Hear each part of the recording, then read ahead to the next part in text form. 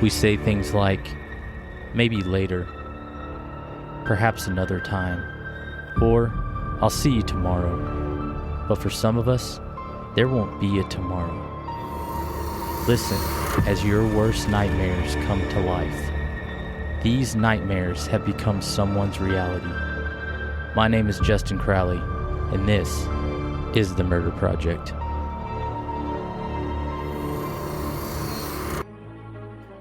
Hello everyone, and welcome to episode 36 of The Murder Project. This is going to be the debrief episode for the Jerry Michael Williams case.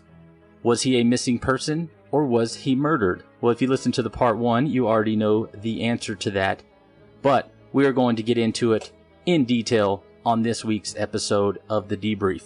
For those of you that are new to the podcast, the debrief is an episode where I sit down with my good friend and former police officer Mike Smith to discuss these cases further. In the debrief, we'll discuss the case from both sides of the aisle, theories that we might have, and anything we think needs a second look. The debrief is an unscripted and off-the-cuff commentary about the cases that we're currently covering. The hope of the debrief is to break the cases down further, but in a relaxed environment with the true crime that we love, and also some laughter. So, let's get the episode started. Mike Smith, my man. How you doing, sir? I'm good to go. I'm ready to knock this out. This is actually one of the first true crime podcast topics I ever listened to. Really? Yeah, some years ago. And I remember just being very surprised to hear about it. In fact, lately I've been thinking about a lot, like, getting into podcasts as a way to spend time while I was literally just being paid to chauffeur a diesel generator technician around for months at a time. That's great. Because he lost his license. Yeah. Well, I can tell you this week I did something, I changed it up a little bit. I did something different. I did not eat 6 of those little Reese's peanut butter cup trees before we did the podcast. Before I left work, I did that last time. And I just had that petroleum oily feel like in my throat the whole time. Yeah. And I could never quite clear it. Every time you burp, you just get peanut oil? It just, I could never clear my throat enough. It was just always there. It was quite disturbing for me. So I passed on that this week. Mm-hmm. That's a tough sell because Reese's peanut butter cups are legit. Hit us up, Reese's. Yeah, no kidding. As I say that, I'm like, now that I'm thinking about it, I need to clear my throat. Yeah. Have you ever had those Reese's, like, big cups, like the thick ones? Yeah. Like, yeah, God They're bless fantastic. America. They're fantastic. All right. Well, so this week we are getting into the case of Jerry Michael Williams, also known as Mike. It's another Mike. Mm-hmm. You know, I was thinking about that when I was recording the first episode. I was like, golly, we got another Mike. Yeah, well, it is a very common name, and also that means that he was probably just a heck of a guy. Just a great dude. Just a great dude. Yeah. And a lot of that going around. For sure. So one of the things that I wanted to talk about in this case, which I said in the last episode, was that we were going to kind of get into some of the, I said juicier details, but it's really more of like the kind of day-to-day, the day-in, day-out things that led up to this affair, relationship, murder, like all the things that were kind of in there, because it was pretty extensive and as far back as everything went and as far as it started, like how everything started out. And I couldn't touch on that. I went a little long in that episode, but I wanted to make sure that everything was kind of... See, I don't think that anybody's going to mind that, though, because I like as close to an hour as possible, I think is fine. Yeah. All right. Which is pretty much what we hit on the debrief. So getting it for a part 1 and the part 2, that's a win-win as far as I'm concerned. Right on. All right. So we're going to start out at, I think where we can kind of pick up is we know already that Mike and Denise, when they got married, they had already been at the time lifelong friends with Brian and Kathy. They all got married around the same time. They all kind of started their lives out together. They knew each other since, we know for sure, high school, like 9th grade. It might even been in some cases, in some of the relationships earlier. But they had basically gone through every new step of life together. Right, yeah. That's very rare in my experience. And also kind of neat. It's almost like the making of a good Lifetime movie. Sure it is. Mm-hmm. I'm sure it is now. It is now. I'm 100% sure it probably is now. Yeah. But the thing that I brought up in the first one is that Mike was very dedicated to his work. He was a real estate appraiser. He got offered this job before he even graduated college. And when he did graduate from college, he hit the ground running. And I mean, he really took off with this career, and he was very dedicated to it as well as his family. And that's a great state to have such a good occupation because it's very lucrative. Yeah. Oh, yeah. And because we're talking about Florida, I want to put in a correction here. When I first talked about Mike and Denise going on their getaway, I stated it was probably in this Gulf Shores area. Mm-hmm. I meant Gulf Coast area. Gulf Shores is actually a town, but it's in Alabama. Been there a few times. Pretty cool. But I think just instinctually I said Gulf Shores, which is a town, but I'm thinking Gulf Coast because they're in that. Is that more of like a vacation area? Yeah. Oh, yeah, okay. yeah. Oh, yeah. All up and down that Gulf Coast, there's just vacation town after vacation town. Yeah. All the way down. I've never been, but I hear it's beautiful. It is. It's great. Seagrove, Seaside, Gulf Shores. I've been to Seaside, Oregon. Destin, any of that, anywhere in there. It's pretty nice. It was cold. Yeah. Not quite the same thing. Yeah. No beaches or. No, there's a beach. Yeah. Yeah. The Pacific Ocean's right there. And as we all know, the Pacific Ocean is known to be very warm. Not at all. Not at all. Not no, it was at all. freezing. Yeah, it was freezing. So all right. So going back to Mike and Denise, they are successful in their jobs, both of them. Yeah, they both are. Yeah. And Mike is feeling like he's lucky because he has married his high school sweetheart. His best friend in the world, Brian, married his high school sweetheart. He's got like his road dog, his homie that he always can count on to be there with him. He's got a great relationship with Brian's dad because his dad, who was also named Mike, I believe, but went by JJ, I think. Maybe it was one of those Jerry Mike Williams Jr. thing, one of those situations like that. But they had this relationship going on that was, lifelong. Like you mentioned before we started the episode, it's lifelong friendship. Yeah. It's very rare. And yeah, family bonds, they all start to kind of blend together. Yeah. The parents of your lifelong best friend view you now as a child of their own. They don't even use like the adopted word before. Like, this is our adopted son, Mike. No, they're just like, that's my son, Mike. That's my son, Mike. Yeah. Exactly. Yeah. And so Mike is putting in the hours at the office. Like I said, 12, 15, 18-hour days. He's working a lot. What was said is that he was already probably making around the $200K mark, $200,000 a year mark when he was 30 years old. Yeah, that's amazing. Perhaps sooner. And so he put in a lot of hours. And one of the things that Brian talked about when he did his interview with the police and also when he gave his testimony on the stand during the trial was that they started going out quite a bit as couples in their later 20s. Yeah. Because they were so dedicated and determined when they were in college. And he even made a point saying that maybe they were already past the time that they should have been doing that. Right. Because they were already kind of established in their careers. And Brian is an insurance salesman, which that'll come in here in a little bit. Mm-hmm. And it was kind of like one of those things where they all started hanging out together. And Brian made a comment saying that one night they were all together and they were hanging out and they kind of all started talking about some sort of conversation in a sexual nature. He said that was probably not appropriate for the situation they were in. And he said that he thinks that is when he believes that the kind of spark went between he and Denise.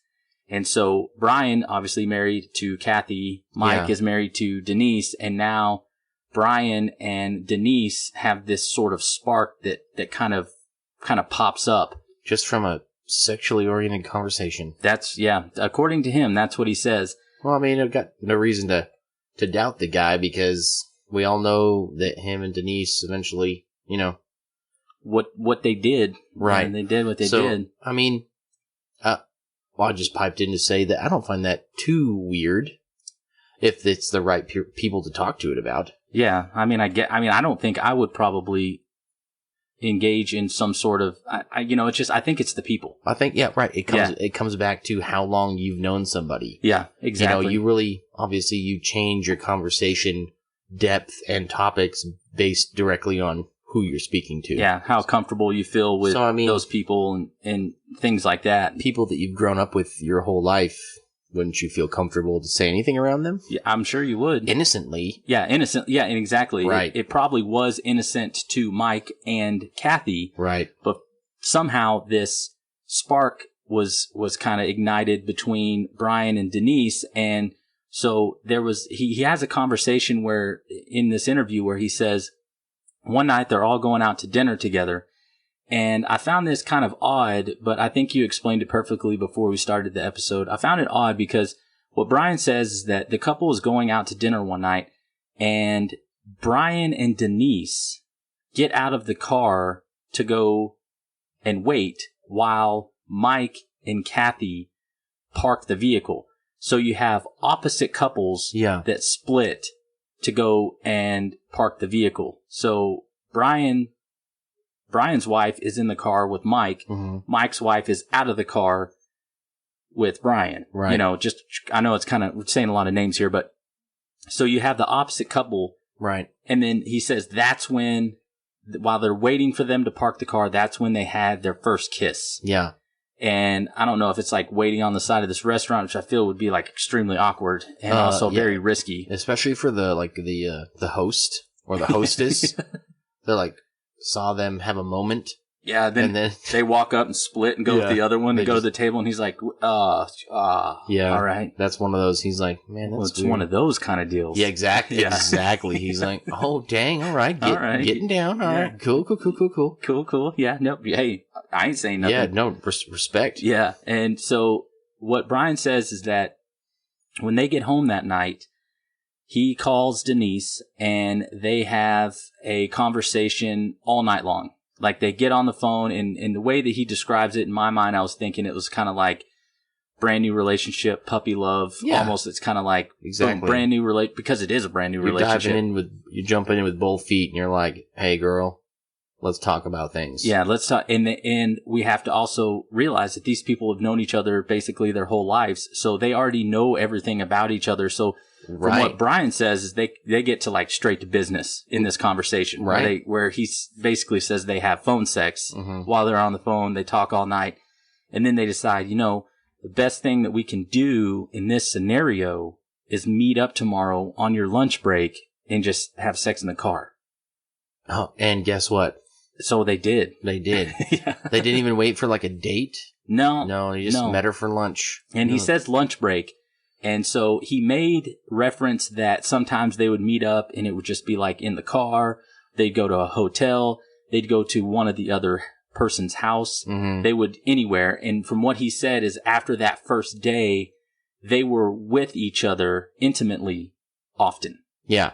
And so for me, that rolls into kind of scene 2 of this kind of terrible, beautiful disaster that takes place because if you remember from the first part 1, Denise says that she's going through a lot emotionally, mentally, and so she kind of puts the brakes on the intimacy in her and Mike's relationship. Right. And she says that it is because she has postpartum depression from the birth of their child. Right. So this relationship, from what I gathered, because at the time that all this was going down, they had an 18-month-old daughter.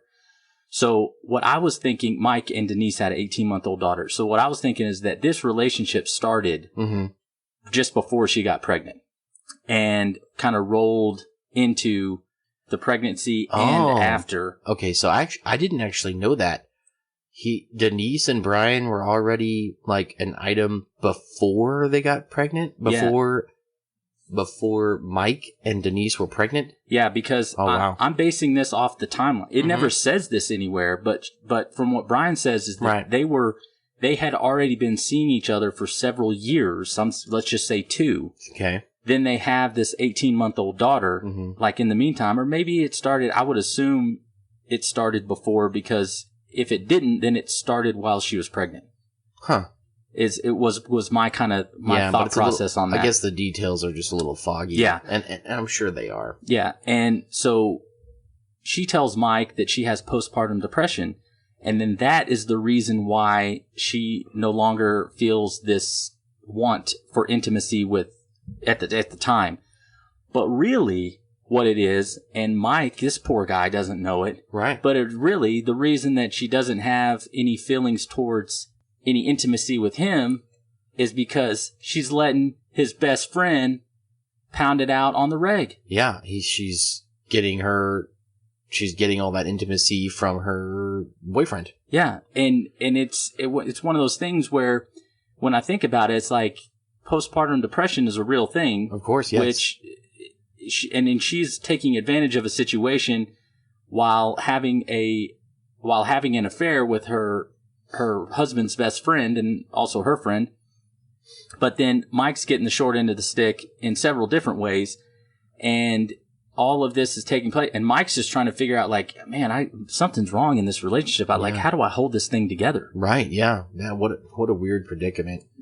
And he even confides in Brian, like, dude, I don't know what's going on, man. Oh, yikes. Like, my wife, we're on hard times. Like, things aren't happening in the bedroom. Like, I don't know what to do. And he's probably like, man, good buddy, you just got to hang in there. Just got to hang it. Yeah, of course. Relationships, they ride their highs and their lows. And you're in a low right now, my man. And you just got to figure out a way to just keep on climbing. Yeah, it's not funny. It's just one of those times where you're laughing like, wow. Yeah. That's a level of betrayal I can't even fathom. Yeah. I can't even fathom what it would be like to look your lifelong best friend in the face and listen to his problems about his relationship, fully knowing that you're the reason why. Yeah. You are causing them. Mm-hmm.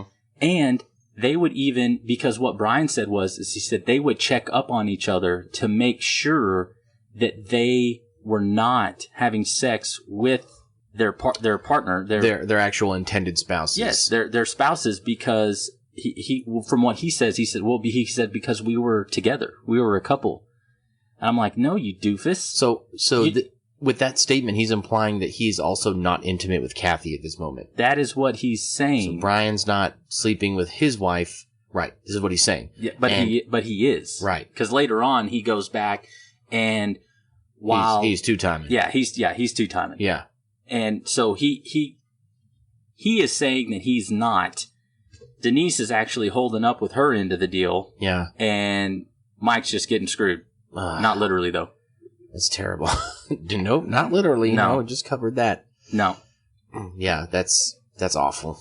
So if we go into sort of kind of the details of how everything works out, is that Brian and Denise decide that it's time to move this thing to the next level. Mm-hmm. Like, she's unhappy with Mike, and Brian wants to be with Denise. He's unhappy with Kathy now. They've got this multiple-year affair going on that's been pretty, well, it's as intimate as it could be, and they have basically ruined their marriages. And Kathy does not want to get divorced from Brian per se, even though Brian says that Kathy had already cheated on him at this point. So I guess, in all actuality, their marriage is probably just in the toilet.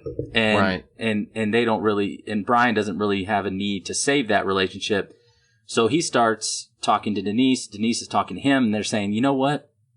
Why don't we should just be together. Right. And he's like, yeah, man, that sounds great. We'll just divorce our spouses. And she's like, yeah, exactly. She's like, let me stop you right there. I don't, believe in divorce for religious reasons. Yeah, it was religious reasons, to feel like the stigma that her family and the community, that the stigma divorce has in that family and community. Right, and this is, I'm assuming they're in like an upper middle class, or maybe even like a wealthy neighborhood. Yeah, surrounded by well-to-do families and friends, going to social functions that are on the higher end of the spectrum.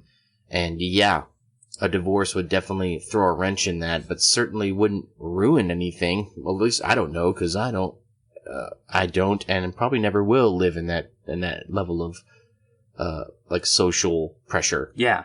so Brian's kind of like, okay, so what are we thinking here? And she's like, it'd probably be better if, like something happened to Mike, Wow. like that's dark. Like he, so that's one of those things I was thinking about. It's like, so religiously you don't believe that you should get divorced, but you're okay with the fact that your husband can die at your hands so that you may continue this. Oh, and also the fact that in your relationship with your husband, you're having an affair.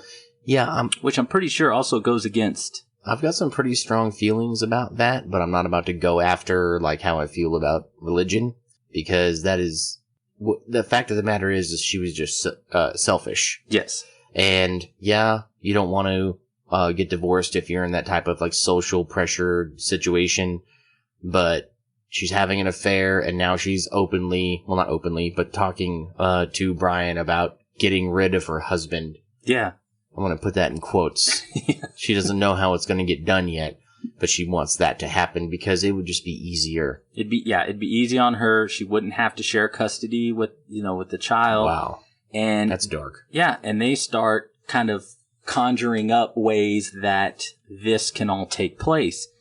And so one of the things that comes up is that all four of them go out, Brian, Mike, and their wives go out on a little boating adventure in the ocean, probably is what it's kind of the way that I felt. He said a long way offshore. So I'm thinking ocean, and something happens to the boat. Kathy and Mike go overboard. They drowned. Yeah. But somehow Brian and Denise make it to a raft and they're saved. And Brian kind of mentions he's like, I didn't want to do this because I didn't want my wife to die. Right. And so I didn't really feel like there was any reason for this to happen. So then it goes to, well, maybe we can go on a hunting trip and there can be an accident of some sort. And he talks about going out in areas where it was really muddy and kind of almost like quicksand areas, or maybe there'll be some sort of accident that happens. And somehow that rolls into, well, what if he on one of these hunting trips accidentally drowns? Yeah. And then they use this weird, it's weird to me where Denise keeps saying, well, we need to put him in situations where, if he gets out of it and it's God's will, wow. then he makes it. So, it's like one of those scenarios where I'm sitting there. That's a very insanely perverted view of God's will. Coming from a human, I guess that makes a lot of sense. But also, what a ridiculous excuse to try to alleviate the guilt you feel about planning your significant other's demise. Yeah. Yeah. You're like, oh man, well, it's like this. What if we tell him, what if we're shooting bows and arrows at a target, and then we're like, hey, Mike, go grab the arrows, and then you shoot him in the back. Yeah. And if it hits him and kills him, it's God's will. God's will. But if he survives, also God's will. Fire again. And then just shoot again. Yeah. And if he dies, then it's God's will. It's God's will. Yeah. Of course. Yeah. And so, you get into this scenario. It's like, okay, well, so what's the end game with the God's will part? Because they're like, okay, you push him in the water. Yeah. And then if he doesn't drown, it's God's will.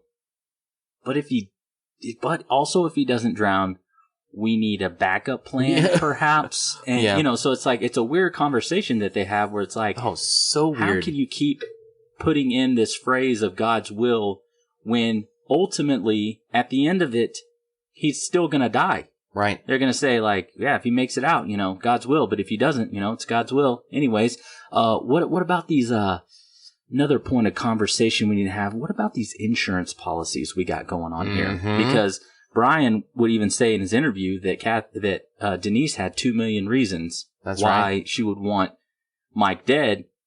And I think that's one of the things that played into her ultimately being convicted of the crimes, because Mike, when he graduates, he gets a $250,000 life insurance policy that he buys from his good buddy Brian and Brian's dad, who's also an insurance salesman. Family business. Yeah. And so he gets this policy after he gets married and he has a child. He starts talking to Brian about maybe needing to up that coverage.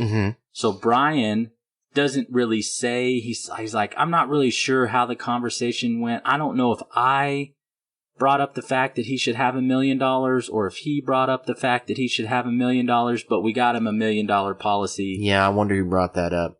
And then he also had another policy, from what I understand, that was also in play at the time of his death.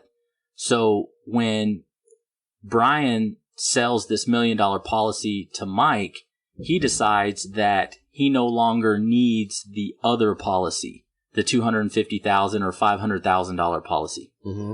And the reason I think that there's a third policy in play here is because of the eventual payout. Right. You know, they said it was, you know, maybe 1.5, 1.75 somewhere. Some people say 2 million, you know. I'm not going to get in the weeds on that, but if it does go that high, then we have to consider maybe another policy that was in play. Of course. But Mike decides he's going to let this $250,000, $500,000 policy lapse, because now he's got the mill. Right. You know, he's sitting on the $1 million policy. Yeah. That should be good to go. Mm-hmm. Yeah. And he's thinking just logically. Meanwhile, Brian's like, what would Denise want? Yeah. So he goes and asks her. And he's like, hey, listen, Mike's going to let this policy lapse. Yeah. And she's like, well, what if we just pay the premium behind his back and then it goes for another quarter? Because it's paid quarterly. Yeah. And so they do that. Wow. And then after they have this conversation, they're like, listen, we only have, they said this is around like September, October. They're like, we only have until the first of the year to get things done, because get things done. Get some things moving here, because I can't pay this policy premium again. He'll notice. Because he's going to notice. Right. And they're thinking to themselves, they're like, okay, so we got to make something happen in this timeline. Wow. And so that to me is like, Brian, in my opinion, is pushing for this probably $1 million policy. That's what I was thinking. Then they pay the premium on the other one, and then they're sitting there and they're like, listen, we're running out of time here. Right, yeah, of course. What do you think we need to do? Well, let's just take a hunting trip. Well, he doesn't I think it said in there that he normally goes hunting around that time. Yeah, and because he's an outdoorsman. Yes, yeah, very much an outdoorsman. And from what Brian says is that the hunting trip was actually supposed to be the week before. Right. But something happened, and then Denise is telling Brian, she's like, hey, listen, we've got this wedding anniversary trip coming up, and I do not want to go on it with Mike. Like, zero. I don't want to go. I don't want to be there, because Mike's telling Brian that this is going to be the trip where he's going to try to reignite that flame between he and Denise. Right. Denise is like, I want no part of this. Ugh. And Brian's telling Mike's wife, and then so she's like, hey, we got to do it like right now. Yeah. Like before we go on this trip, like I don't want to go. It's got to happen now. Yeah, and get it done on the weekend. So Brian's like, hey, we didn't get to go, so let's why don't we go ahead and take that hunting trip? Yeah. And we'll go early, and you'll be back in time to get back to the house, get cleaned up, and you and Denise can head on your way. Yeah. Or not. And so the plan is that when they go on this hunting trip, Brian's going to push Mike in the water, because he stated that there was this kind of rumor that had always spread in the hunting community. Mm-hmm. It's kind of generational. That yeah, I've heard it too. Yeah, if you fall in the water with your waders on, they not only do they fill up fast, but you will sink immediately. Yeah, because they're not going to float right away. No, they're going to fill up, and it's going to suck you down with the weight, and definitely long enough for you to drown. Yeah, if you go into the water over your chest, it is going to pour into that wader suit. Mm-hmm. And so they're like, well, that's it. And then the conversation comes up, well, what if he's able to get out of it somehow? And then that's when the God's will thing comes back in, which I'm not going to, that just makes me extremely angry. But yeah. And that's why I think, like, in this scenario, Brian is for sure that the drowning thing is going to work. All he's got to do is get Mike in his waders. Oh, I'm sure he was hoping. Yeah. So they go out, and Brian turns his cell phone off. Mm-hmm. And he tells Mike, and he stated, and I don't know if it was maybe the night before, that he tells Mike that his cell phone's dead. Don't even bother trying to call him. He'll meet him at this convenience store or whatever, and then they'll drive out to the spot, Oh. or he'll meet him at the spot. I went back and checked that because we were talking about it the other day. Yeah. And- So he did turn his phone off. Yeah, he turned his cell phone off, met Mike out there. They jump in the boat, and from what I understand, they're not too far away from where they parked at because there's another ramp close by. But he tells Mike, hey, we're running behind. Let's jump in our waders and our jacket. Mm-hmm. That way we can just jump out of the boat and start duck hunting. Mm-hmm. Just greasing some ducks out here, have a good time. Delicious with a raspberry reduction. Yeah. and they don't get very far, and Mike in Brian states that he makes up something, like an excuse or something, and says, hey, gets him to stand up. Right, yeah, the boat motor acting up. Yeah, something like that. Something ain't right. And then he just reaches over there and just pushes him right out of the boat. Ugh. And yeah, so this was a scenario that we talked about quite a bit. yes. Because, so Mike goes in the water, and of course he sinks at the first part, so he's thrashing, and Brian's like, oh, Good, it's working. God's will. Yeah, God's will It's in happening. play right now. Yeah, it's happening right now. I'm witnessing God's will on earth. But really what was happening is Mike is an outdoorsman and smart, and he keeps his head, and he's like, I gotta shuck this jacket and these waders. Immediately. I can't get to the wader snaps till I take my jacket off. So then he dumps them. And then he treads water until he finds a stump. Yeah. It's enough for him to stand on. He's not clinging to it. Is he standing on it? I believe what they stated is that he was standing on it. So you have to assume that he's still moving his upper body around to maintain that balance. Yeah. And so Brian at first is like, here we go, God's will in action. And then he's like, wait, what the heck? Yeah. What's going on here? Why is he not drowned yet? And then he realizes, he's like, crap. Mike's mother was correct, Cheryl, whenever she stated that he was a very skilled outdoorsman, because when he went into the water, Brian states that he panics, which would be a natural reaction. Yeah, the thrashing. But he doesn't panic to the point that he forgets to do those key safety things. He jumps out of his jacket, he jumps out of his waders, and now he's treading water, balancing on this log that's underwater, waiting for his buddy to come back and get him. Right. So this is actually the part that I wanted to talk about for a moment, because I tried to get into the mindset. Well, not mindset, but I'm trying to picture this as much as I can. So what it's going through Mike's mind right now, other than that water's probably cold, and luckily he got out of his jacket and waders. He's probably like, whew, okay. Now he finds a stump. He's kind of keeping himself balanced with his arms, and he's just looking at Brian. But what is he thinking? He's like, man, dodged a bullet there. Yeah, he's like, oh, that was close. Not but the now, second one, though. Right, but now he's like, man, he had to be thinking, did he push me? Yeah.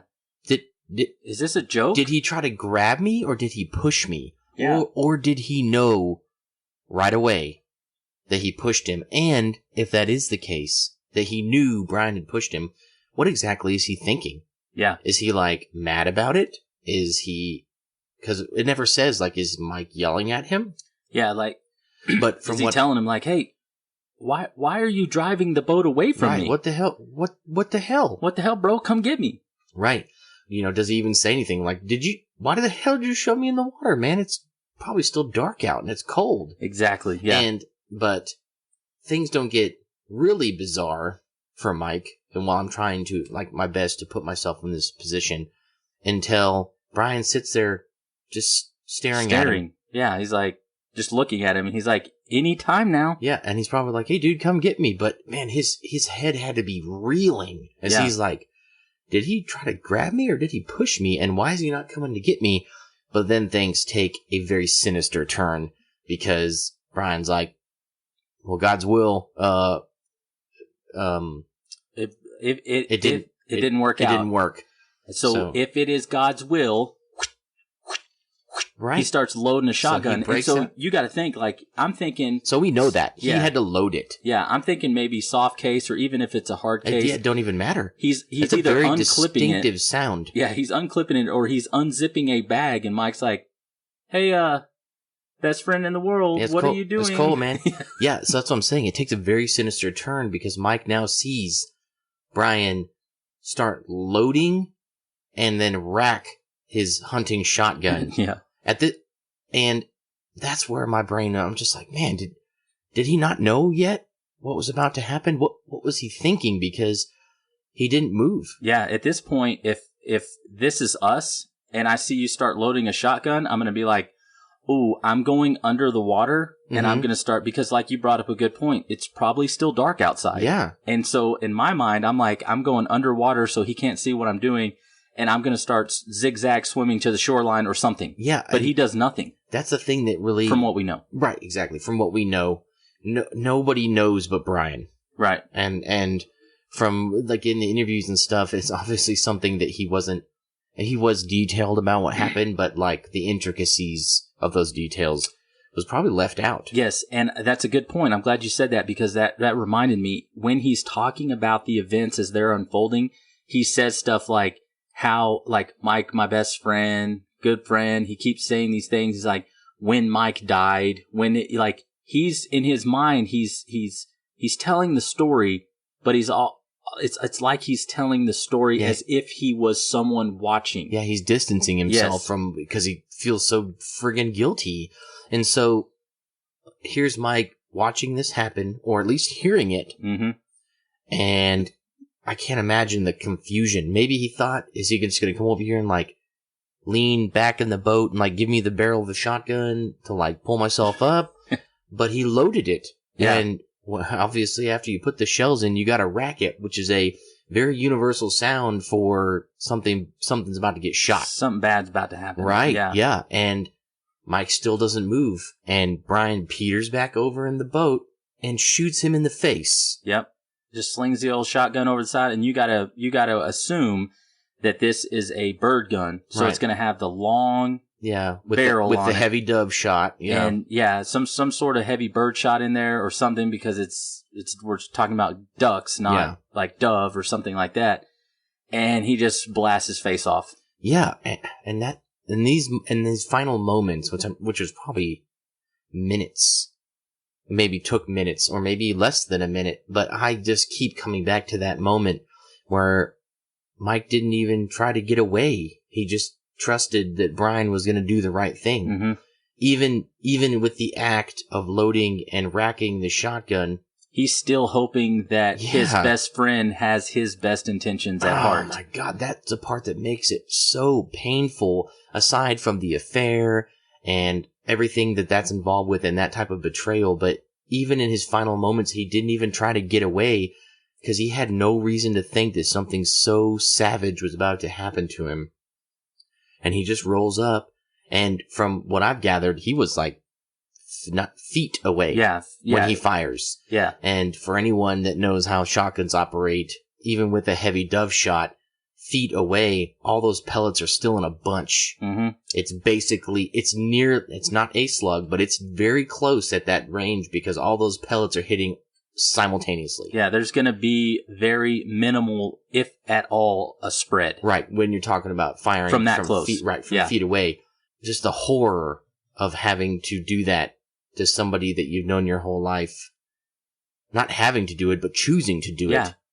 Making the choice to murder your best friend. Right. And so that you can be with his old lady. And then his wife. He waits a second. I don't want to offend anybody. And then he's like, I'm just going to police up his body real quick. I'm just going to drag his mangled head and body into this boat.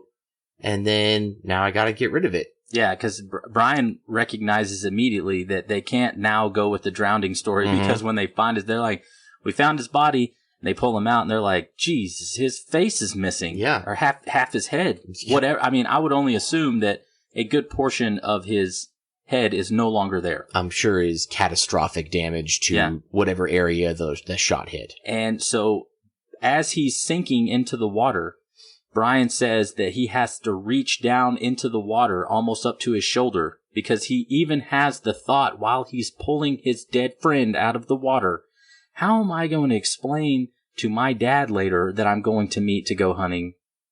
How am I going to explain that my arm is all wet? Yeah. And so he pulls him out of the water back into the boat, docks it at a close by... nearby ramp. Yeah, a nearby ramp, runs back down, and that's why I'm thinking it's got to be fairly close because it says he runs back down and gets his truck. Yeah, I'm sure there is several launches in proximity, yeah. Adrenaline's pumping.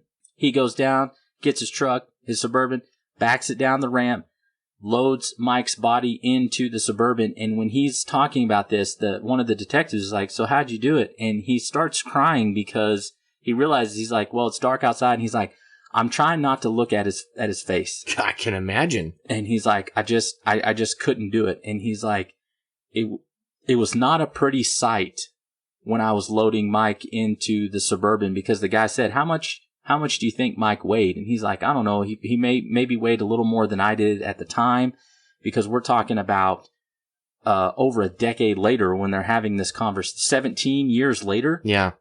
16 years later when they're having this conversation.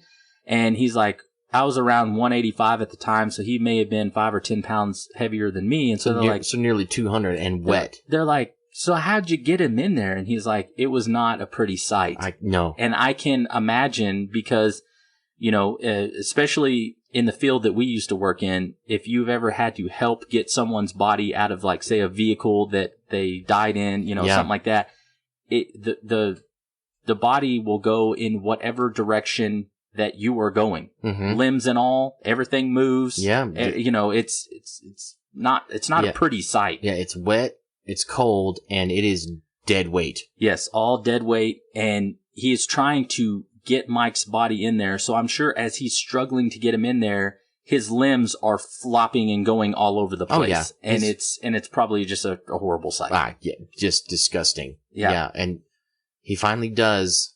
And then he turn the boat and, like, send it off? Yeah, yeah. So, at this point, he's like, got to push this thing back out there. And that was one of the things that they keyed on later, is the fact that the boat, the motor was in the off position. The key switch or whatever was in the off position. The boat was going, because they were thinking, well, if Mike fell out, then the motor would have still been running, and it would have been out of gas. That's why he couldn't get to it. Yeah, and he couldn't get back to the boat. The boat took off. But the gas tank on the boat's full, the key's in the off position. But yeah, he launches it back out, and then he gets in a Suburban, and he's like, okay, time for plan B. We gotta change this up now, because his father-in-law is in the near future, like within, let's say, the hour. Yeah. Is expecting him to also meet him at a different location so that they can go hunting, which seals up his alibi. Right, yeah, and that's gone to heck. Yeah, because they both, and this is another thing that plays into Denise's role in this, is they both had alibis. Because Brian told her to make sure that she stayed at home and made phone calls to people from the house so that she could lock down her alibi, which we'll find out when I talk about it, that it didn't really matter what the phone records were because of the shoddy police work in this investigation. It is pretty shoddy. However, moving forward, Brian can't call his dad and tell him that he's going to be late because he'll have his cell phone on and then it'll ping, which also isn't going to matter. Yep. But that's what he's thinking. Yeah, that's what he's thinking. He's got to get a different plan in motion, so he decides, I got to go back to the house. I got to act like I overslept. And it works.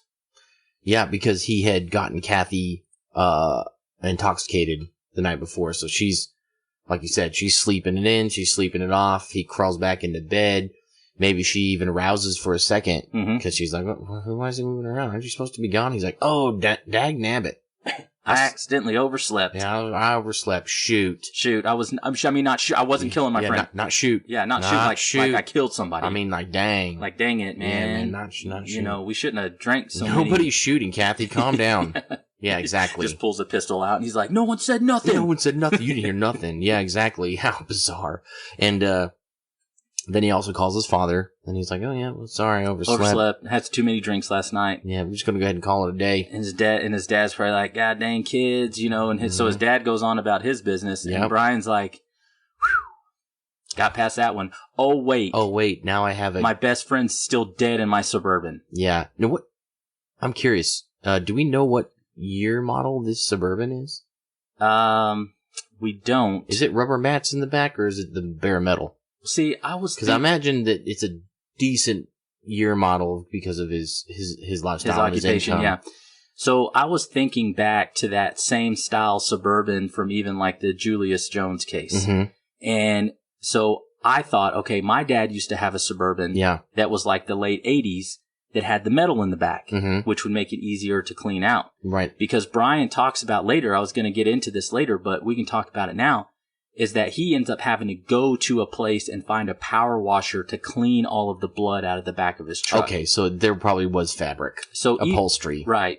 And even if there was or wasn't, there would be some sort of biological evidence back there that no one found. Oh, I mean, with all that... Oh, man, what's crazy? Yeah, it's crazy. Nobody found nothing. Also, with his body sitting back there for several hours. At least, with his blood mixing with all that water. Now all of that, the volume of all the water draining off of his body from being in the lake, it's all going to be biological evidence. Yes. You're right. Every part of the fluid is now biological evidence. It's all mixing. So if say they were able to hit it, even after he cleaned it, if he was able to hit it with like aluminum, unless he hit it with like some industrial cleaning, I mean, the whole area would have just lit up. Yeah, like his probably carpet's now just all bleach white. Yeah, in a body shape. Yeah. They're like, that's odd. He's like, it's from deer season. He's a deer. Yeah. They're like, why does it look? This looks like an arm, like a hand. You put a deer in your carpeted Suburban's back storage? Yeah, you just throw it on the hood like everybody else did that didn't have a pickup bed. Right. So he is like, oh man, I got to get rid of this body. So he heads outside, and as you said, his driveway's on a slope, and I remember this detail very specifically. There's just a giant swath of blood running out of his Suburban, running down his driveway. Wow. Yeah. I can tell you, in most of the neighborhoods I grew up in, somebody would have noticed that. Yeah. They'd have been like, what is that? I better get over there and tell him he's got a leak. Exactly. And circumstantially, that is nothing but luck. It's like, hey, bud, you done busted your transfer case on your four-wheel drive. And he's like, I sure did. I would like to imagine that only like a doofus would think it was a transmission because it's running out the back of his Suburban. And, of course, blood red is very distinctive. He's like, just coming right off the bumper, like out of the back door area, like right there. Let me get a swab of that with my finger. This is smells like iron. That's copper. That's blood, man. He's like, he tastes it, and he's like, that's blood, man. Yeah. And so he's like, holy crap. And so he's got to move his truck out of the driveway and then hose it off. Yeah. Which is also not suspicious at all. Yeah. Not suspicious. Don't be suspicious. Exactly. And he just hoses it down and gets away with it. We find out later that he had to do that. And you're just like, dang, no one saw that. And if somebody did see it, they didn't think anything about it. But like I said, guys, for those that know, you know. But if you don't, blood is a very distinctive color. Yes. Especially in large volume. It's right. Yeah. It's not about the thickness of it or the viscosity or any of those cool guy words. It just has a color that when you see it, and like, dang, that's blood. That's blood. Yeah. That's exactly what I was thinking. That'd be the thing, like, say, a beat cop is like rolling down the street for whatever reason, and he looks over and sees that, he'd be like, he's been a cop for a couple of years, he's like, that's blood. That's blood right there. Exactly. Yeah, I need to go check that out. Exactly. I'm gonna go take a peek at that. That's really bizarre. And that didn't happen, but boy, what a different story this would be if he walked up there, clicked on his little streamlight, looked in the back window, and there's just a dude with his nugget blown off. Yeah. And he's just like, holy smokes. But I'm going to need to make contact with the owner of the residence. Mm-hmm. Yeah. Exactly. Let me go ring this. Send me another unit and a supervisor. I'm going to go knock on the door. Yeah. But that doesn't happen. Right. It doesn't at all. And he gets to leave and head up to Walmart. Mm-hmm. And when he's telling this part of the story, I was like, you have got to be kidding me. I mean, he goes to Walmart and buys a murder kit. I mean, the first thing I thought of is, man, he must have some hella good tint on that Suburban that people walking by in the park. Now, I'm not saying everybody's walking around peeping in people's cars, but I mean... But the dude's dead in the back of his car in the parking lot. Yeah, he just left in there and was like, I gotta go buy a body disposal kit right quick. Yeah. No big. Right, and like you said, like... For people like us or anybody in the world of true crime, if you're sitting there at the checkout, this is before all the self-checkouts. Yes. He had to go to a person. He had to go to a person who Now, I realize that job is incredibly monotonous, but like I said, for us true crimers, we're like tarp, shovel, weights. We'd be like, this looks like murder. Yeah. This looks like you're trying to get rid of a body. And he's like, what is he talking about? Don't be dumb. People buy stuff like this all the time. Yeah, this is for some stuff by my shed. This is for, I need a shovel, and these weights is because I want to get these delts back up. Yeah, I gotta get these gains back. Yeah, but no, that's not what happens. He checks out, he goes back out, and I also was wondering, was a Suburban leaking in the Walmart parking lot? Yeah, it doesn't say, but I mean, you'd have to assume that it might still be. I do. I would say I would freely assume that there is still fluid leaking out. Because as we know, when fluid starts to run, it'll follow the path of least resistance, as in... Which it already did. The way it was already running.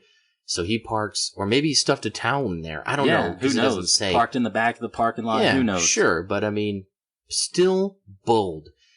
Terrible and bold. And he runs into one of his friends as he's leaving the store. Who later says that he was like, man, he was acting weird. But now I get it. Yeah. But at the time, I just thought, he's acting weird. Because his friend's missing. Mm-hmm. But no one knows he's missing yet. Like, to me, it's weird because that guy never thought to himself that he didn't find out that Mike was missing until, at a bare minimum, later on in the day. Sure. And he was like, oh, Brian already knew that Mike was missing, and so he was flustered. And he had to buy a shovel and a tarp so that he could go help find his friend. I'm sure at this point he's like, oh, yeah, Ooh. With the gift of hindsight. Boy, I missed that one. Yeah, and obviously it's no fault of that person's because this incident is terrible. Yeah. But definitely one of those, he tells that story differently now. I bet he does. Where he's like, yeah, the weird thing is I saw him that day, and that mother trucker had a shovel and a tarp in his that he was carrying out to his truck. And they're like, and you called the police right then, right? He's like, you betcha, but I don't think they followed up on it. Nah, you know what? I did my due diligence, y'all. I never heard back from him. Yeah. Again, no pressure and no fault to that person. I'm just saying, with the gift of hindsight, he obviously knows that something far more nefarious was going on. The guy wasn't just buying a tarp and a shovel. Yeah, imagine knowing a guy that has a successful career that's probably never been in trouble in his life. That's the furthest thing from your mind. Exactly. And obviously, a lot of people's minds, because when he's telling this story, like I said, it's like 17 years later. Yeah. And everyone's just like, what? I mean, the motive is, in true crime, classic. Yes. The motive could not be more classic. It's sex and money. Mm-hmm. You don't get more classic than that when it comes in the world of murder and true crime world. You're right. But for all the people around Brian and Denise and Kathy, and all the people involved, not even close. Nope. Nobody had the faint. I mean, they probably tossed the idea around, the old noodle, but they definitely didn't settle on it. Yeah, and so after Brian leaves Walmart, he goes out to another lake area, and what they talked about is that this lake bed area, the water was recessed for some reason, either because of the climate, maybe the rain, who knows, time of year. But he was able to go out into... Global warming. Yes, exactly. He was able to go out into this kind of lake bed area and dig a hole, put Mike in it, and then he said, basically what would happen is once the lake filled back up, Mike would be sealed in this area and no one would be able to find him. Good God. And no one did. And I mean, he was exactly right. Right. No one ever found him. And nobody was probably going to. Yeah, and he said that when he was in the middle of this, that somebody even pulled up to his truck, and he heard him coming down the road, so he ran back to his truck, and he was sitting there, and he says the guy stops, makes small talk with him, and he's like, yeah, just hanging out, not doing much, and the guy's like, okay, and he says, I was worried because I was like covered in ant bites and like all this stuff, and then he's like, I was worried somebody was going to see it or say something, but the guy that stops, like I said, makes small talk with him, and then heads on down the road. So Brian runs back down, finishes the job, hops in his car, goes back to his house, gets ready, goes to a Christmas party at his wife's in-laws' house or something like that.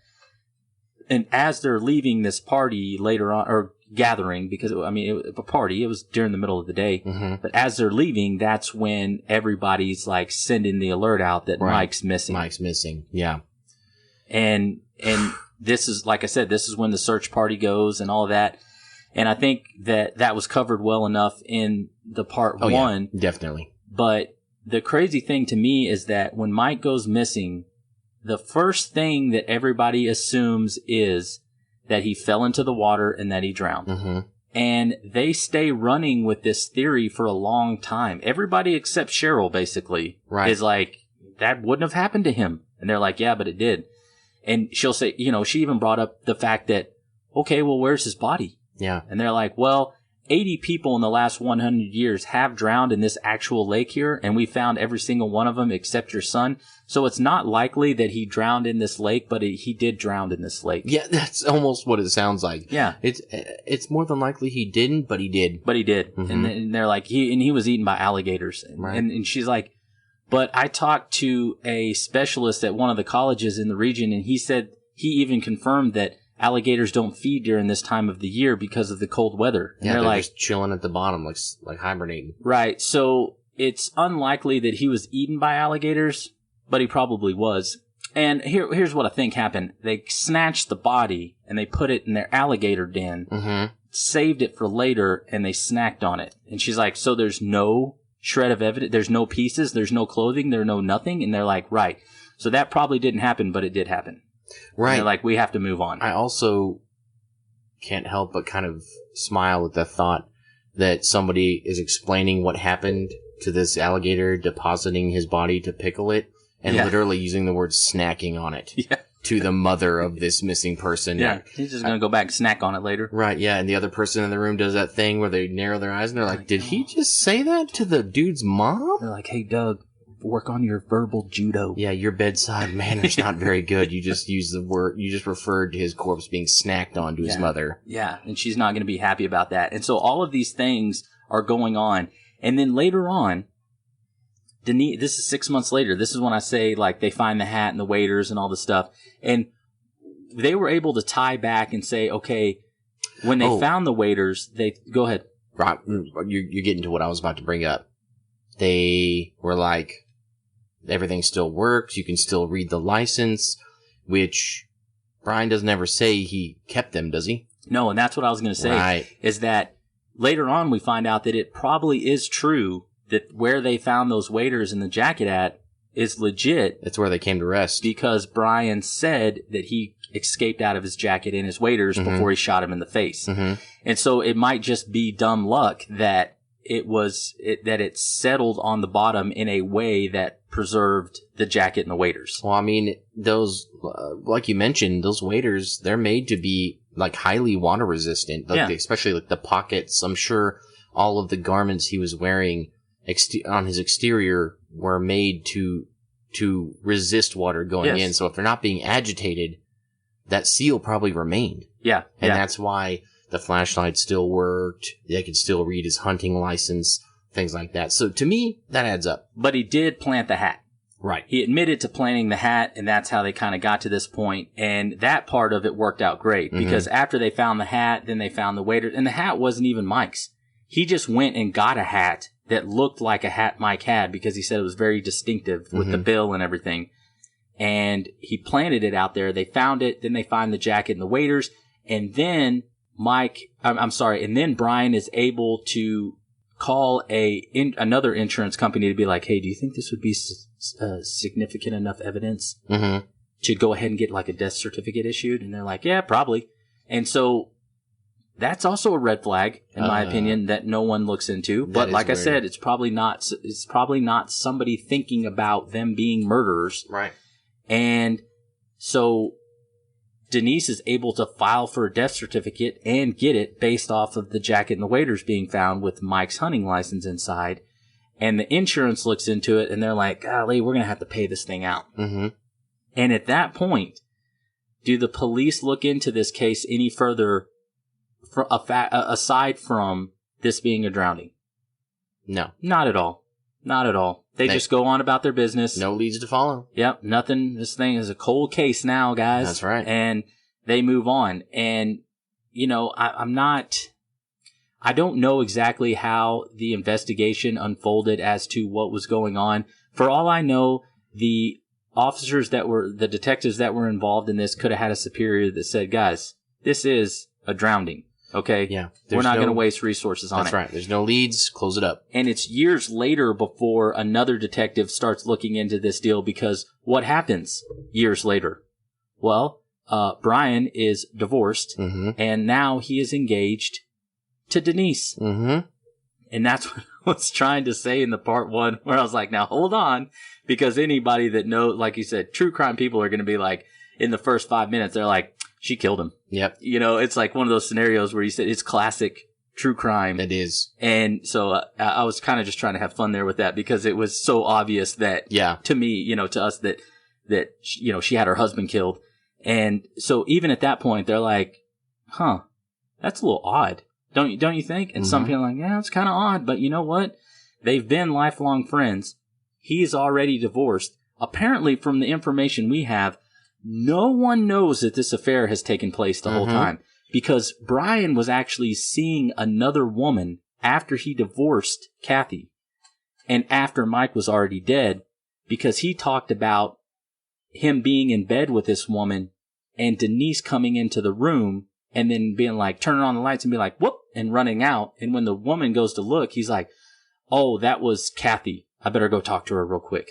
Oh, you my just Lord. stay here. You just stay here. And so he runs off and talks to Denise. She leaves. He goes back and he's like, hey, it's all good. We're divorced. Okay. Yeah. She just coming by the house. And so when they get married, they get together and then they eventually get married. This is years down the road. Right. And apparently no one knows that this affair had been going on, or no one's talking about it. Those that might know, but I'm going to err on the side that nobody probably does know about it. Yeah, but from anything that we have to this point, no one knows about it, because even when they start dating, some people are like, and that's when Cheryl, Mike's mother, is like, God dang, they killed him. Yeah. I know they killed him, and this is when Cheryl loses communication with her granddaughter. Right, because she won't stop talking about what she happened will to not. Mike. Yeah, she's putting ads in the Denise paper. is like Denise is getting, she's all shady about it. She's like, you know what? If you're not going to shut up, yep, you're not going to stop talking about it, you ain't going to be able to see your granddaughter no more. This is completely normal, Cheryl. Don't be upset. Yeah. Mike is dead, and you need to accept that, or you can't see your granddaughter. Yeah, you need to move on. Look, me and Brian have. Yeah. Oh, God. Dang. Yeah, exactly. Yeah. Yeah, it started because he was comforting me. Yeah, exactly. He came over to the house one day, and we were just talking about the good old days, and then so now we're getting married. Yeah, now we're getting married. And even then, did the police go and start digging through records and files to see if they can make any sort of connection between those two? Because I know for me, when they got married, I'd have been like, man, maybe not. But I gotta at least go back and do some checking. Look, yeah. You brought up a very good point when you said, what would have been the effort put forward to actually go back and gather some of these documents? There wouldn't have been a whole lot. There'd have been an information request, more than likely. Yeah. Yeah, which was good that you brought up, and I didn't know originally when we first talked about that in depth, is that I had forgotten that he turned his phone off when he went to go join Mike for the hunt, because I was saying, why didn't they just ping the tower? Right. That Mike was near, and they would see Brian's phone number and be like, wait, this guy's supposed to be his best friend. Let's go talk to him. But he turned his phone off because he was at least smart enough to do that. So, that idea, of course, went away. But when it comes to investigating and you're looking at bank records, phone records, stuff like that, it's not like you're going to the bank and they're taking you down to like a basement and there's just banker boxes and you're just like digging through it in a montage where there's like your sleeves are unbuttoned and rolled up and you're smoking cigarettes and drinking coffee. You got a bologna sandwich down there. Yeah, it's going to take too long. The camera pans to the camera and it does that thing where like the hands are spinning. Yeah, no, that's not what happens. You just submit a request for information. Yeah, they gather the information digitally. Through the law enforcement entity sends a request. They look at it and are like, legally, we can give them this. They process it and they send them the information. Mm-hmm. And so what would have been the effort? Not much. Not much. Especially because this case at this point has bounced from multiple detectives because it's a cold case. And he is presumed missing and that he is now deceased. Right. But it is still an open case. Right. Like they haven't closed it out because this is still being looked at several years down the road by detectives. Well, every agency refers to it differently. They call it like they suspend the case. Yeah, it's inactive but not closed. It's inactive, stuff like that. Yeah. So, I mean, that's where it's at. And really for cold cases, that's very normal. Right. And so nothing happens, and then it's not until, well, I know for a fact at least 7 years later. Right. That one of the detectives is like, you know what, we need to go back and see if we can find some sort of link between Brian and Denise, because if there's not one there, we can close the book on this thing. Yeah. And we can just assume that something bad happened to Mike, or God forbid he ran away, or whatever. And so they put in that information request, and the phone companies are like, yeah, so we only hold on to those for 7 years and then we purge the system. Right. I bet it's not like that now. But at the time, with data space and all of these things, I'm sure that they had a select time that they did, obviously 7 years. And so when they go back to look at that, the phone records are gone. Right.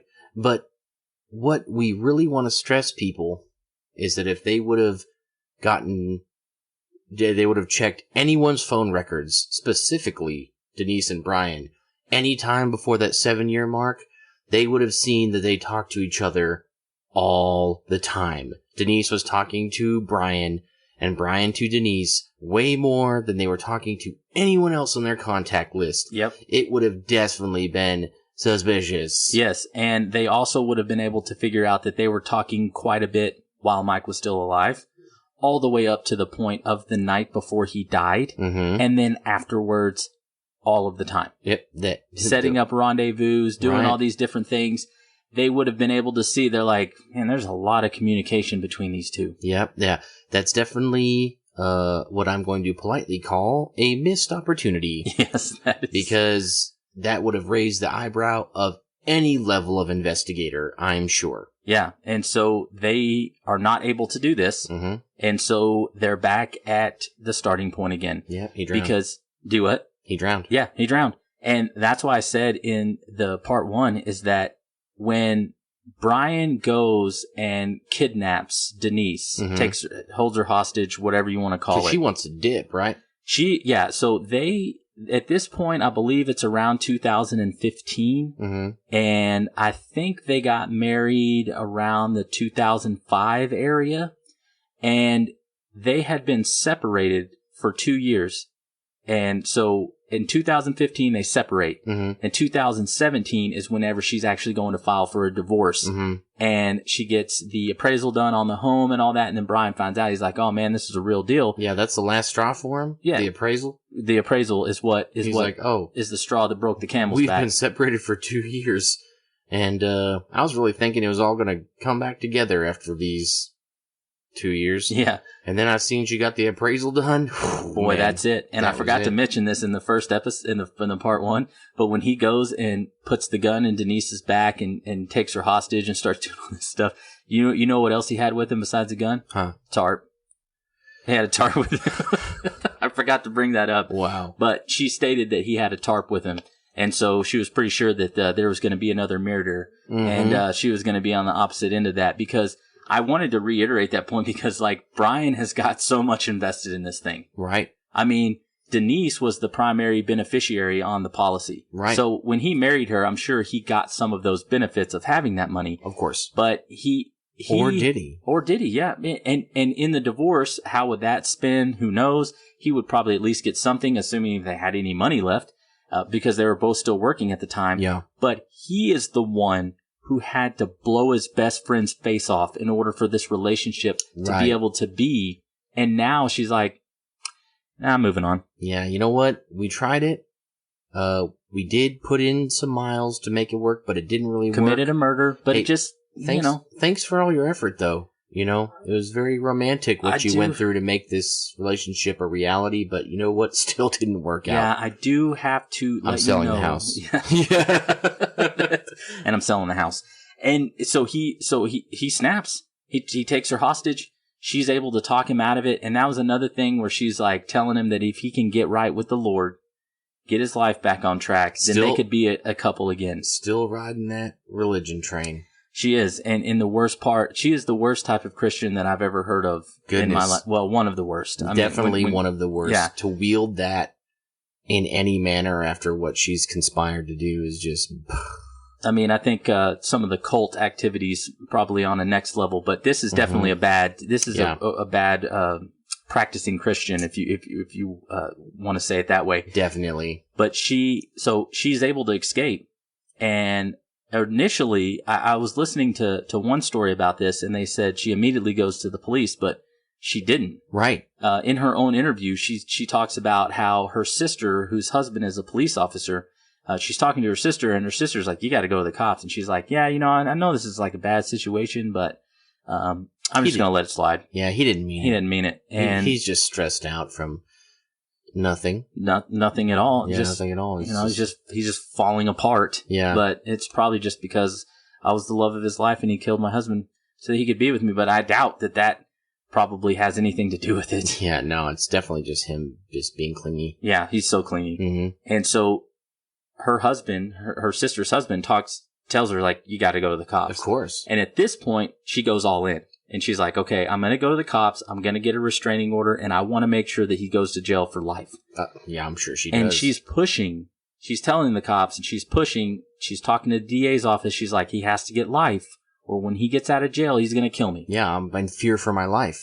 Yeah, and that's whenever they get her. It's really important to know that Denise is 100% sure he is capable of murder. For the only person sure. on the planet that knows that, by the way.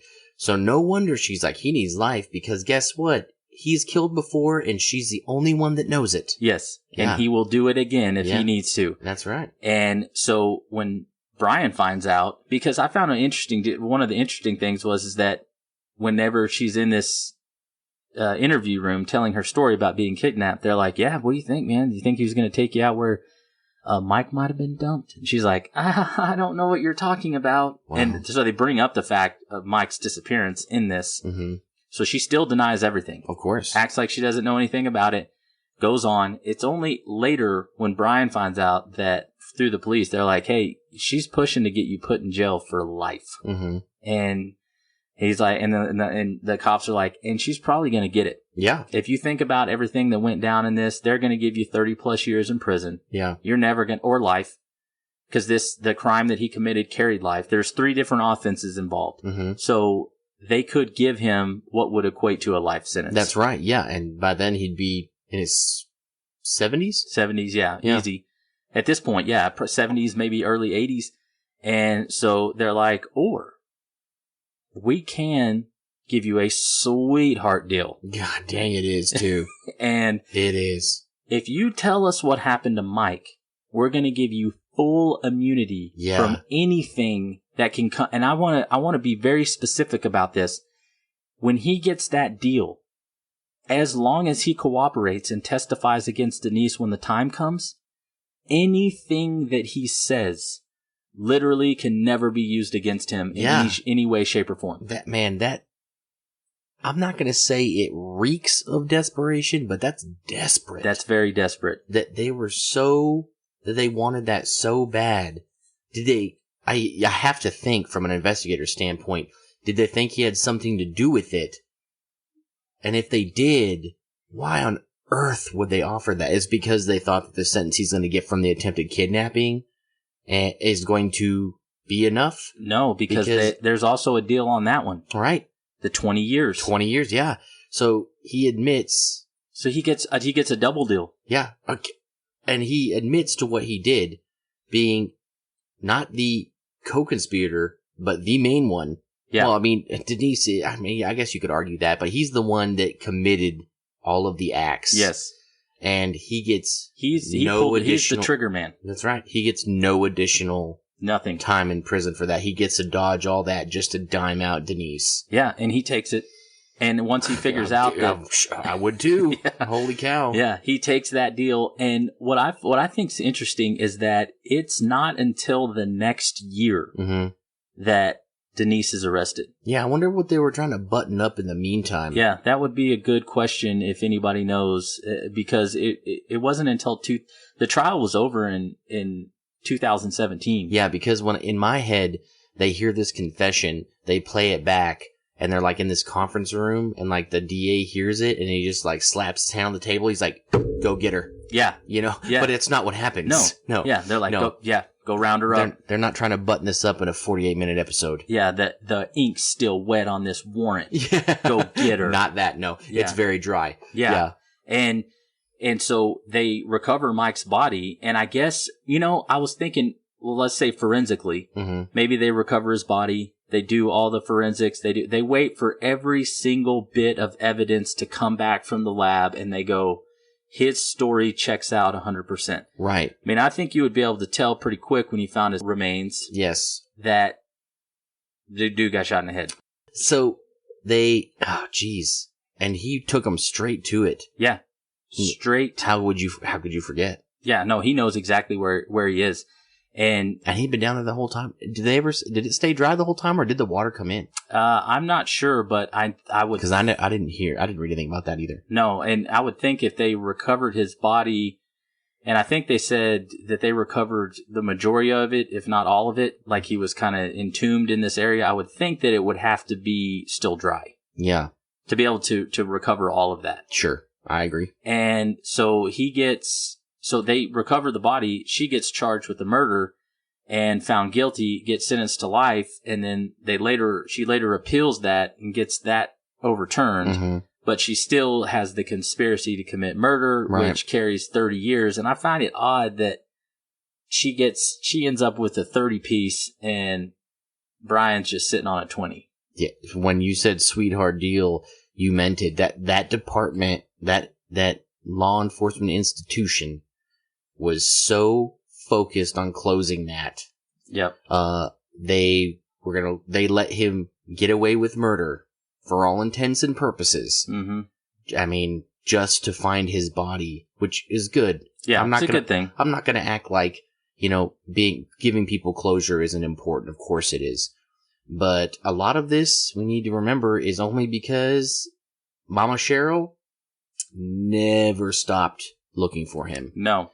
She made a stink until, I say a stink, that sounded kind of mean. Yeah. But she made enough noise about it until she was able to properly bury her son. She made enough noise about it until they found Mike. Yep. And it turns out that she was right. I'm not saying she knew what it was down to the brass tacks, but she knew in her heart of hearts, as I say, that Brian and Denise had something to do with it, and she ended up being correct. And now her son's remains have been put to rest, and she gets to go on knowing that she didn't accept that, and she was right. And she was right the whole time. And I don't know for sure. I'm just going to assume, because she never stopped talking about it, that also put a lot of pressure on that department or law enforcement institution. She wrote the governor of Florida a letter every day.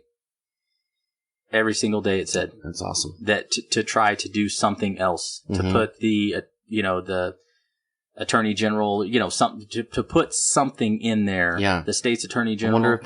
I wonder if that played into like that, in my opinion, a very desperate deal. They didn't offer him a reduced sentence. They didn't offer Brian a reduced sentence. No, they straight up said immunity. Yeah. Like, you will not be charged with anything that you talk about in here as long as it's, I'm assuming as long as it's legit. Yeah. And it gets us to Mike's body. And let this be a lesson that once the deals run out, the deals run out. That's right. Because Denise, she still maintained the whole entire time that she was innocent of anything. And I think if she would have finally come in and said, Lee, all right, what if I plead guilty to this? And they might have said, well, we'll give you 20 years just like Brian's got. She plays and says that she's innocent this whole time. And they're like, guess what? Life. And then the life gets overturned, but she's still doing 30 years. And that's because the deals ran out. That's right. The deals stopped with her, and now she has to, do 30 years in prison. Yeah. So, geez. That was in 2018? Yeah, she was arrested in 2018. And so he got sentenced in 2017. So he'll be up for parole. Oh, well, up for parole when? I would think he has to do, at the bare minimum, half. I was going to say 8 to 10. Yeah, at least half. And so, I mean, he could be coming up for parole in the next, 4 or 5 years. Right. I doubt he gets it, but he at least he has the opportunity. Right, yeah, but I mean, just for an attempted kidnapping, I mean, I don't know. I'm just going to speculate that he probably could get paroled because he's not charged with murder. I was going to say, if they can't use all of that other things against him, That's right. and he's a first-time criminal, Mm-hmm. You're right. He might have a good shot at getting out. Yikes. And so, all right, well, is there anything else you want to talk about in this? Is something I didn't cover? Something I did want to talk about, just real quick, is I could have sworn the first time I heard this, I've heard 2 different tellings of this story over the years, and I could have sworn in one of the episodes I heard that as Brian was approaching Mike in the water, he was apologizing to him. Oh, yeah, I remember you telling me that. I could have sworn I heard that. Now, I couldn't find that, and I looked for it, and I think you did too. Yep. So if anybody else has heard that, just let me know. Email us, message us, because I could have sworn that Brian, as he approached to finish Mike off with his shotgun in hand, that he was like, sorry, buddy. Yeah, he was like, sorry, I'm sorry. And Mike's probably like, for what? Yeah. And then lights out. Right. And so that's really been bothering me. Or maybe I'm suffering from some of that like Mandela effect. Yeah. But I swear that I heard that somewhere. So if anybody else did that listens to this, just holler at us because, man, I'd like to know that I didn't make that up or I'm not making it up currently. Yeah. Because I thought when you told me that, I was like, wait, I thought I remember hearing that too. Yeah. But yeah, we couldn't find anything on it. Yeah. So let us know if you hear anything. Yeah, please do. All right. Well, I think that is going to do it for this episode of The Murder Project. So thank you guys for tuning in. We'll see you guys next time. Goodbye. Bye. Thank you guys so much for tuning in and listening to this episode of The Murder Project. Our numbers are going up, our downloads are growing up, and we have you guys to thank for that. If you're looking for us on any of the social media platforms, you can find us on Facebook. We're at The Murder Project. If you need to search for us, you can type in facebook.com/podcasttmp. If you're looking for us on Instagram, we are at The Murder Project. And if you're looking for us on Twitter, we are at The Murder Pod. Also, don't forget, go on whatever platform you're listening on and hit that like button, hit that subscribe button. If you're listening on Apple Podcasts, hit that subscribe button, leave us a review, and hit that 5 stars, baby! Man, I can't get enough of 5 stars, but you know what else I really want? I want some reviews. Get them reviews in. Yeah, Let's I'd like get them. to know, what do y'all like about it? Maybe tell me what you don't like. Maybe I'll listen, maybe I won't. But Yeah. I would like to know, so let's get some reviews, people. Yeah, get them reviews in there. That's important for us. Please help us. I'd appreciate it. Thank you. Yeah, and if you have a longer form question or comment, if you have any information on this case, we do have an email address. That email address is contact@themurderproject.com. And as always, Mike or myself will get back to you. Thank you guys so much for tuning in and listening to this episode. We look forward to speaking to you again in the future. But before we go, please remember, Head up, eyes up, and stay alive.